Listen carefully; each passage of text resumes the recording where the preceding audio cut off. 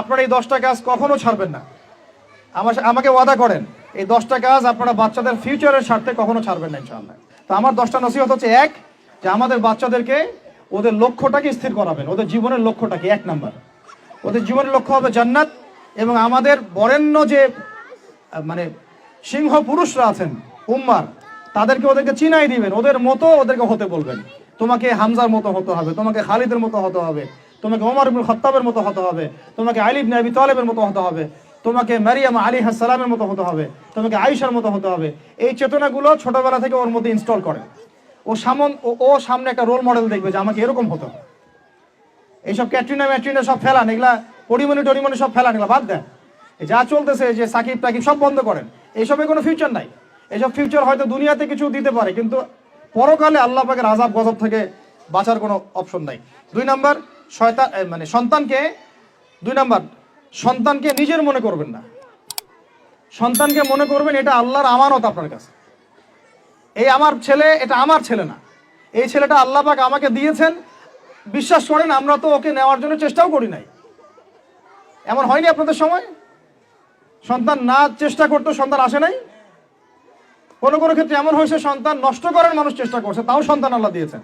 সন্তান আমার না, সন্তান আল্লাহর দেওয়া, আমার কাছে আমানত। একে যদি আমি সুসন্তান রূপে মানুষ না করি, আগামী দিনে ওমর না বানাই, তাহলে আল্লাহ আমাকে ধরবেন। That's all. 1 নাম্বার, সন্তানকে ওর গন্তব্য চেনাবেন, ওকে আমাদের সিংহ পুরুষদেরকে পরিচয় করাই দিবেন, ওর মতো তাদের মতো হতে বলবেন। এবং সন্তানকে আপনার নিজের মনে করবেন না, সন্তানকে মনে করবেন আল্লাহর দেওয়া জাস্ট একটা আমানত। 3 নাম্বার, সর্বোচ্চ সেরা কারিকুলাম যারা দিচ্ছে ওই রকম প্রতিষ্ঠানে আপনি ওকে পড়াবেন। এরকম প্রতিষ্ঠান যদি সরকার দেয় তাহলে সরকারি প্রতিষ্ঠানে পড়াবেন, আমার কোনো সমস্যা নেই। যদি না দেয় তাহলে বেসরকারি, আর যদি বেসরকারিও না থাকে তাহলে আমরা গড়ে তুলবো ইনশাআল্লাহ তাআলা। 3 নাম্বার হচ্ছে এটা, 3 নাম্বার। 4 নাম্বার, আল্লাহর ওয়াস্তে, এটা আমি প্রথমে বলতে চাইছিলাম, আল্লাহর ওয়াস্তে ডিভাইসের এডিকশন থেকে বাচ্চাদেরকে বাঁচান। ডিভাইসের এডিকশন এত মারাত্মক যে আমি নিজে এখন কোরআনের আয়াত ভুলে যাচ্ছি দিন দিন। এই ডিভাইস আমার হাতে যেটা আছে এটা একটা পয়জন, এটা একটা হিপনোটাইজ করার যন্ত্র মানুষকে। এই মোবাইলের এডিকশন থেকে বাচ্চাদেরকে বাঁচাবেন আল্লাহর ওয়াস্তে।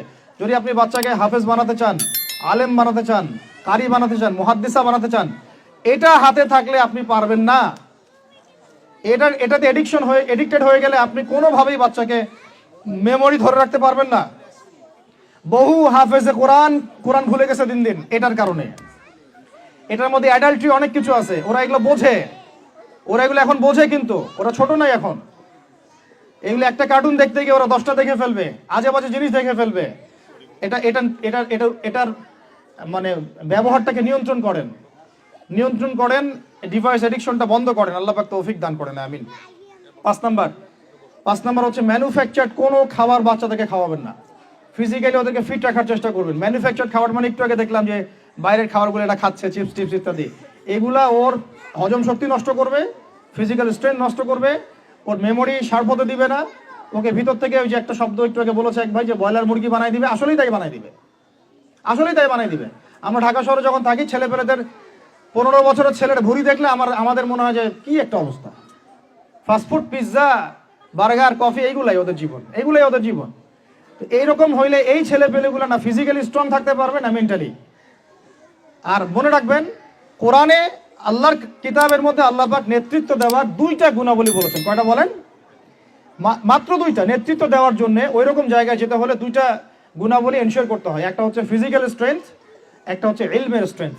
বাসতাতাম ফিল জিসমি ওয়াল ইলম আও বাসতাতাম ফিল ইলমি ওয়াল জিসমি, মানে জ্ঞানে এবং দৈহিক শক্তিতে বলীয়ান হওয়া। ছোটবেলা থেকে খাবারে যদি আপনারা সচেতন না হন, এই বাচ্চারা বড় হয়ে দেখবে যে 15, 20, 30 বছরেই ভেঙে পড়ে গেছে। আমরা এটা চাই না। বিশুদ্ধ খাবার এবং ম্যানুফ্যাকচার্ড খাবার ত্যাগ করা, বাইরের খাবার বন্ধ, এবং যে রুট লেভেল থেকে ভালো খাবার এনে ওদেরকে খাওয়াবেন। পরিষ্কার পরিচ্ছন্নতাকে সর্বোচ্চ গুরুত্ব দিবেন, নিট অ্যান্ড ক্লিন থাকবে আর কি। আমার সাথে আমার পরিবারের যে মাঝে মাঝে যে একটু মিষ্টি ঝগড়া হয়, আমার একটা জিনিস নিয়ে ঝগড়া হয় যে বাচ্চারা পরিষ্কার না কেন, চকচকা না কেন, একদম সবসময় চকচকা থাকবে। না হলে এই যে হাত দিয়ে এটা ধরতেছে, পেটে হাত দিয়ে, মুখে হাত দিবে, পেটটা নষ্ট হয়ে যাবে। বাচ্চাদের হাইজেনিক পরিবেশ দিতে হবে, আল্লাহ পাক তৌফিক দান করেন। এটা হলো 5। 6 নাম্বার হচ্ছে নিয়মিত ওদেরকে খেলতে দিবেন। এটা আমি নিজে লিখেছি, কারণ ছোটবেলায় আমরা অনেক খেলাধুলা করেছি। আমি একটু বুঝাই জাস্ট 1 মিনিটে। যত বেশি খেলবে তত স্ট্রেট হবে, মানে ঘামবে। যত ঘামবে তত ক্লান্ত হবে, যত ক্লান্ত হবে ঘামবে তত কোলেস্টেরল কমে যাবে, ব্লাড সার্কুলেশনটা খুব ভালো হবে। তারপরে যত খেলবে ও টায়ার্ড হবে, তখন ও খাবে বেশি, মানে ভালো জিনিস খাবে বেশি, রুচি বাড়বে। যত ভালো খাবে ঘুম তত ক্লিয়ার হবে, ঘুম যত ক্লিয়ার হবে ও ব্রেন তত শার্প হবে, ব্রেন যত শার্প হবে ও অল্প সময়ে যা পড়তে পারবে, যা মুখস্থ করতে পারবে, এটা 10 ঘন্টায় আপনি পারবেন না। বিশ্বাস করেন, আমি আমার স্টুডেন্ট লাইফে কোনোদিনও মনে হয় 2 থেকে 3 ঘন্টার বেশি পড়ি নাই, কোনোদিনও না, কোনো পরীক্ষার আগেও না, এসএসসি, এইচএসসি, ইন্টার, মাস্টার্স, কোনো পরীক্ষার আগেও না। আমার তো মনে আছে যে আমি ওই ইন্টারমিডিয়েট পরীক্ষার আগে আমরা ভিডিও গেম খেলতে গেছিলাম, মোস্তফা, মনে আছে আপনাদের? মনে নেই? ওই যে কাচারি বাজারে, এই যে কাচারি বাজারে, কাচারি বাজারে আগে এখানে একটা গেমিং জোন ছিল, আপনাদের অনেকে মনে আছে যারা আমার এজের আছেন, মনে নেই আপনাদের? হ্যাঁ ভাই, জানেন তো, বাক্সের মধ্যে থাকতো, হ্যান্ডেল থাকতো। কালকে পরীক্ষা বলছে, পরীক্ষা দূর, কিসের পরীক্ষা, আমার ইংরেজি আগে পড়া আছে, আমার পড়া লাগবে না, এত কনফিডেন্স, বিকজ 1 ঘন্টা পড়ছি, আমার হয়ে গেছে। তো এই হলো অবস্থা, মানে বাচ্চাকে খেলতে দিতে হবে, খেলতে দিলে ওর ব্রেন ডেভেলপমেন্টে অনেক কাজে দিবে, ক্ষুধা বাড়বে, ঘুম ভালো হবে, ইনশাআল্লাহ তাআলা ওরা পড়া দ্রুত মনে রাখতে পারবে ইনশাআল্লাহ তাআলা। 7 নাম্বার হচ্ছে ভাই, এটা আমাদের ভাই বোনদের জন্য, যে পারিবারিক বন্ধনটা ভালো রাখেন। যে পরিবারে হাজব্যান্ড ওয়াইফের বন্ধন ভালো না, ওই পরিবারে ভালো সন্তান গড়ে উঠবে না। ওরা অনেক কিন্তু দেখবেন যে মানে মেন্টালি অনেক ডিপ্রেসড হয়ে যাবে। পারিবারিক বন্ডিংটা খুব ইম্পর্টেন্ট। এই জন্য আমরা দোয়া করি আল্লাহ পাক যেন সবার মধ্যে পারিবারিক বন্ডিংটা ভালো রাখেন এবং পারিবারিক কলহ থেকে আল্লাহ পাক আপনাদেরকে হেফাজত করেন, আমিন। আর বাচ্চাদের, অ্যাটলিস্ট বাচ্চাদের সামনে এগুলো করবেন না, যদি ঝগড়া হয় বা কথা কাটাকাটি হয়, অ্যাটলিস্ট বাচ্চাদের সামনে করবেন না। এগুলো বাচ্চাদের শিশু মনে অনেক প্রভাব ফেলে, অনেক প্রভাব ফেলে। আপনার ওমর রাদিয়াল্লাহু আনহুর ঘটনা জানেন তো? উনি এত কঠোর কেন জানেন? আপনারা যে বলেন উনি কঠোর মানুষ ছিলেন, কেন জানেন? ওনার বাবা তাকে ছোটবেলায় কঠিন শাসন করতেন, কঠিন শাসন। ঠিক আমি এরকম একটা পরিবেশে বড় হয়েছি। যারা খুব কঠিন শাসনে বড় হয় তারা হয় দুরকম হবে, এক হয় তারা নষ্ট হয়ে যাবে, অথবা তারা উম্মাকে নেতৃত্ব দিবে, দুটার একটা। হয় তারা খুব মানে মেন্টালি খুব ডিপ্রেসড হয়ে যাবে, অথবা দেখা যাবে যে তারা কঠোরতার কারণে ওরা দেখবেন ইনশাআল্লাহ ইসলামকে নেতৃত্ব দিচ্ছে বা আল্লাহর বিধানের উপর কঠোর হয়ে গেছে। তো আপনারা পরিবারের মধ্যে একটা হৃদ্যতার বন্ধন রাখবেন, যাতে করে পারিবারিক বন্ধন ঠিক থাকে। বাচ্চাদের সামনে অ্যাটলিস্ট কোনো রকম কোলাহল বা ঝগড়াঝাটি বা গায়ে হাত তোলা বা যে সমস্যাগুলো আমাদের সমাজে হচ্ছে, এগুলো যেন কখনো না হয়। আল্লাহ পাক যেন আপনাদের পরিবারের বন্ধনটাকে সুন্দর রাখেন, আমিন। আর 8 নাম্বারটা হচ্ছে বাবাদেরকে বলছি আমি, যে বাবাদের উচিত হবে মাদের দায়িত্ব না শুধু সন্তানদেরকে সময় দেয়া, বাবাদেরকে। Because brother, you are not a money making machine at all. আপনি মানি মেকিং কোনো মেশিন না, আপনার কাজ শুধু টাকা আর্ন করা না তো, আপনার আমার কাজ হচ্ছে বাচ্চাকে সময় দেয়া। কোরআন আপনি খোলেন, কোরআনের মধ্যে আপনি মা এবং ছেলের কোনো কনভারসেশন পাবেন না। আমার জ্ঞান ক্ষুদ্র, যদি থাকে আমাকে জানায়েন, যে কোনো জায়গায় যদি থাকে, কোনো জায়গায় যদি পান মা এবং ছেলের কনভারসেশন আমাকে জানায়েন। আমি কোথাও কোরআনে মা এবং ছেলের কোনো কনভারসেশন পাই নাই, মা এবং সন্তানের কোনো কনভারসেশন পাই নাই। আমি যদি ভুল হই বা আমার যদি জানা না থাকে আপনি আমাকে জানাই দিন। আমি সব জায়গায় পাইছি বাবা ছেলে, বাবা ছেলে, বাবা ছেলে, বাবা এবং ছেলের কনভারসেশন। তার মানে কোরআন আমাদেরকে হেদায়েত দিচ্ছে যে বাবাদেরকে সময় দিতে হবে ছেলেদেরকে। ইউসুফ তার বাবার সাথে কথা বলছেন, ইউসুফের বাবা তার ছেলের সাথে কথা বলছেন, লুকমান আলাইহিস সালাম তার ছেলেকে নসিহত করছেন, ইব্রাহিম আলাইহিস সালাম তার ছেলেকে বলছেন আমি তোমাকে জবাই করার স্বপ্ন দেখেছি। মা ছেলের কনভারসেশন খুব পাওয়া যায় না। আমি জানি না, কোনো জায়গায় থাকতে পারে, থাকলে আমাকে জানায়েন, কিন্তু আমি পাইনি কখনো। তো বাবাদেরকে বলবো আপনি সন্তানকে সময় দেন, because you are not a money making machine at all. আপনি কোনো মানি মেকিং মেশিন নন।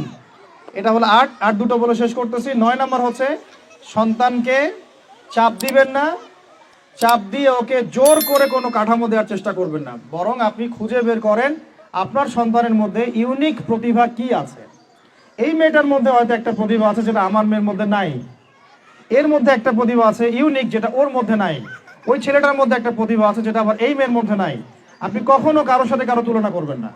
তুমি মারিয়ামের মতো ফার্স্ট হতে পারো নাই কেন, তুমি ওই সুমাইয়ার মতো সেকেন্ড কেন হলো না, তুমি ওই আবদুল্লাহর মতো কেন ফার্স্ট হলো না, কখনো এরকম তুলনা করবেন না। এগুলো করলে ছেলেরা ভিতর থেকে, মেয়েরা ভিতর থেকে খুব ডিপ্রেসড হয়ে যায়, আত্মবিশ্বাস হারায় ফেলে। ওরা মানে মনে করে হয়তো আমার দ্বারা কিছু হবে না, বরং আপনি আরো উৎসাহিত করবেন, কোনো সমস্যা নেই বাবা, কোনো সমস্যা নেই আম্মু, এবার পড়ো নেই, পরে এবার হবে ইনশাআল্লাহ। বরং তাদেরকে সময় দিবেন এবং খুঁজে বের করবেন যে কোন প্রতিভা আপনার মেয়ের মধ্যে, আপনার ছেলের মধ্যে আছে। কেউ দেখবেন খুব ভালো লিখতে পারে, কেউ ভালো আবৃত্তি করতে পারে, কেউ ভালো নেতৃত্ব দিতে পারে, কেউ ভালো দেখবেন যে মাশাআল্লাহ মুখস্থ করতে পারে। প্রতিভা বিচক্ষণতার সাথে ফাইন্ড আউট করতে হবে। এটা আমার কাজ বাবা হিসেবে, আপনার কাজ মা হিসেবে। আল্লাহ পাক আমাদেরকে এটা করার তৌফিক দান করেন। আমি জোর করে চাপায় দেওয়া যাবে না।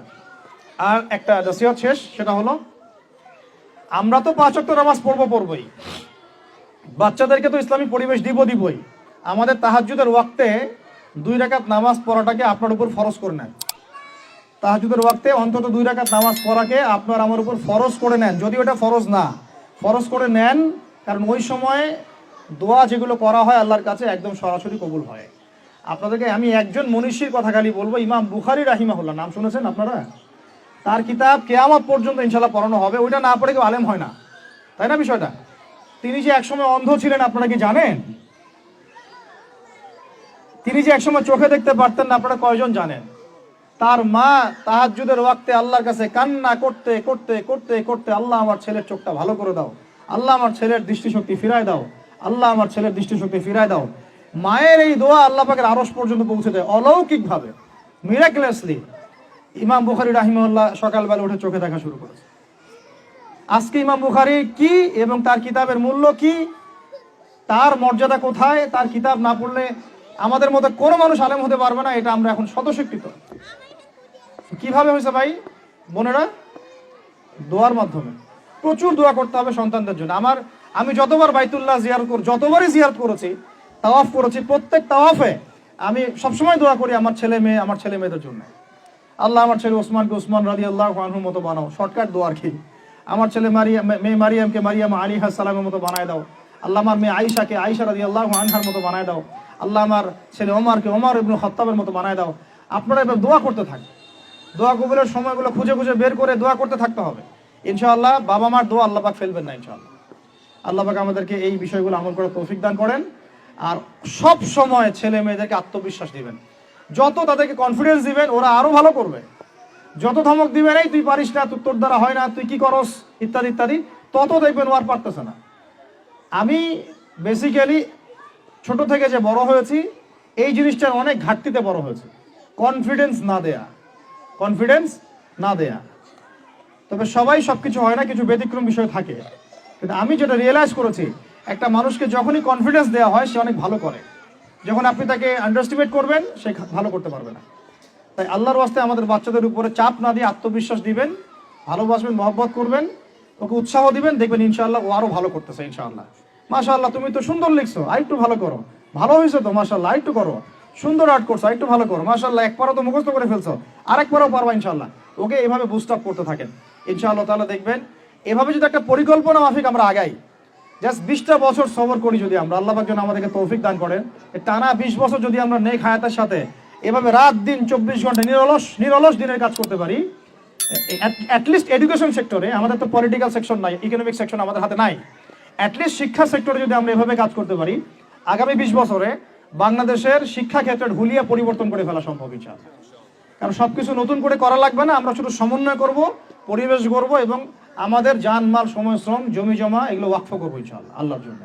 এবং এগুলো করলে লাভ কি হবে, ওই বিখ্যাত হাদিসটা দিয়ে শেষ করতেছি, যে নবী সাল্লাল্লাহু আলাইহি ওয়াসাল্লাম বলেছেন, ইযা মাতাল ইনসান, যখন মানুষ ইন্তেকাল করবে বা করে, ইনকাতা আনহু আমালু, তার আমল নামাটা কেটে দেওয়া হয়, বন্ধ হয়ে যায়, ইল্লা সালাস, 3টা রাস্তা খালি জারি থাকে।